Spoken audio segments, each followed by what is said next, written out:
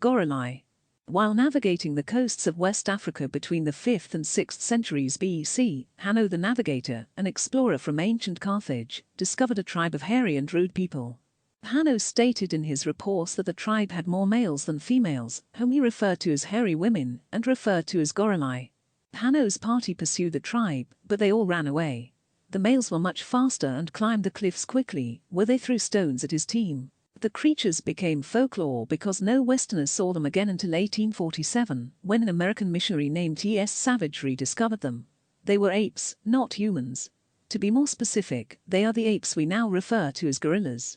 In keeping with Hanno's Gorillai, Savage named a new creature's troglodytes gorilla. Savage's troglodytes gorilla was renamed gorilla, and the animal was referred to as a gorilla. Subscribe for part 4.